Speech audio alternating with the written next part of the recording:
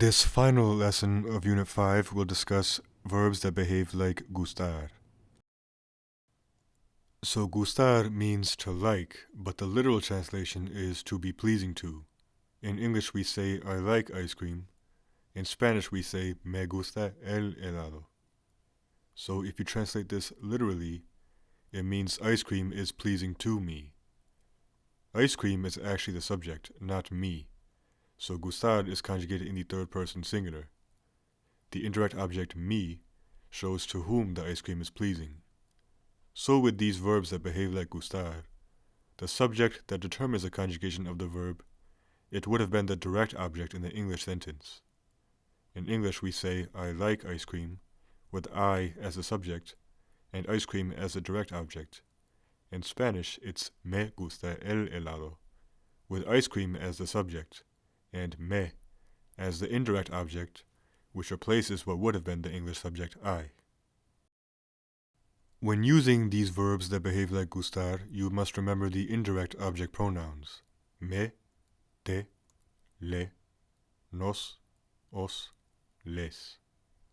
And because ice cream is singular, gustar will remain conjugated in the third person singular. It does not matter which type of indirect object pronoun is used. The indirect object does not affect verb conjugation, whether it's used with verbs like gustar or normal verbs. Me gusta, te gusta, le gusta, nos gusta, os gusta, les gusta el helado. El helado remains third person singular, so the conjugation for gustar remains third person singular.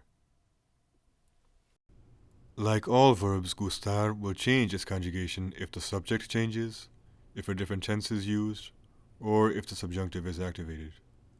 Me gustan las papas fritas. ¿Te gusto? Espero que le gustes. Nos gustaba ir a la playa cuando éramos joven. Les gustaríamos si nos conocieron. Oftentimes we use prepositional phrases to emphasize to whom or what the indirect object refers to. A mí me gustan las papas fritas. ¿A ti te gusto? A nosotros nos gusta ir a la playa. This is most useful when the indirect object is le or les. A Juan le gustaste. A ella no le gusta el fútbol. Dudo que a ellos les guste leer. A usted le gustaría viajar a España. Verbs such as gustar follow some of the patterns that reflexive verbs do. Auxiliary verbs and other verbs that are directly included with the gustar type verb will come between the indirect object pronoun and gustar type verb. Me había estado doliendo la mano. Nos van a gustar nuestras clases. Me ha gustado esta ciudad. So notice that when they are used with gustar, haber and ir are not conjugated based on the indirect object. They are conjugated based on the subject that is being liked in the case of gustar, or the subject that is hurting in the case of doler. If you wish to make the gustar type verb negative, then no will come before the indirect object pronoun. No les gusta la tarea. No me van a gustar mis clases. Prepositional phrases will precede no if they are included.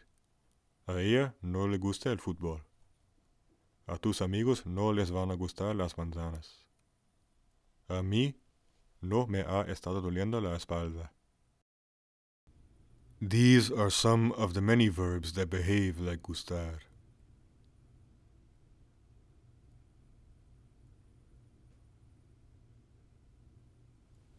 Several examples of other gustar type verbs being used in sentences. A mi padre le alegraste cuando lo visitaste. Nos apetecen arroz y pescado de cena. Tus problemas no le corresponden a él. A todos les repugna el olor de heces. Nos ha estado encantando nuestro viaje a España.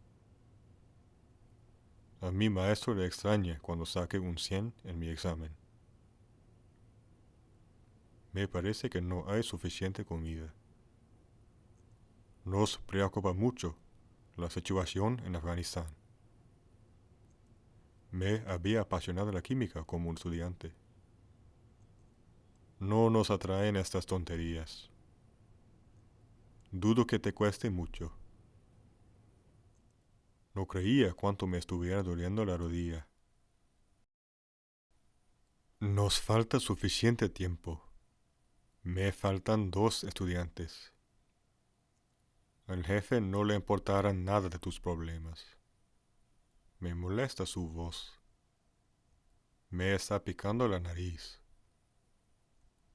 Todavía nos quedará mucha comida después de la fiesta.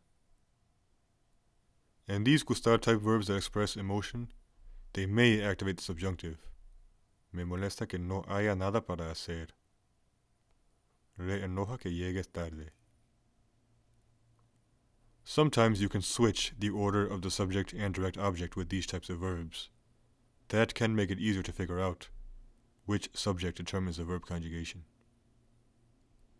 Estas cosas me enojan.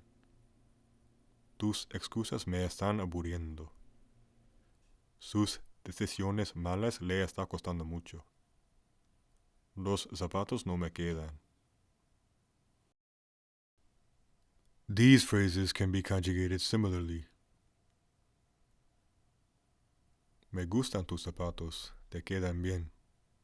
Su amigo es extraño, me caen mal. Me dan asco este tipo de gente. Te hace falta un corte. Me volverán loco los estudiantes. Some of these gustar-type verbs also have reflexive counterparts. Me aburro en su clase. Los imanes se atraen. Me extraña de que estuviera aquí. Siempre te estás preocupando de ti mismo. Nos quedaremos aquí en la casa. And some of these gustar-type verbs can also be used like normal verbs. Un imán atrae al otro. Esta silla no cabra por la puerta. La camisa cuesta mucho dinero. Juan está molestando o fastidiando los otros estudiantes. Tu amigo parece cansado. Some of these gustar-type verbs will take on a different meaning if used like a normal verb. ¿Cómo puedo corresponder a tu amabilidad? Corresponder a tu hospitalidad cuando me visites. China ha estado importando mucho petróleo. Extrañará a su familia cuando viaje. Faltemos la clase de química. 2 estudiantes faltaron a clase. La abeja picó a mi hermano. We have now covered the basics of gustar-type verbs, and we have finished Unit 5. As I always say, I would very much appreciate it if you can share this video series with your friends and teachers. And that is all for now, so until next time.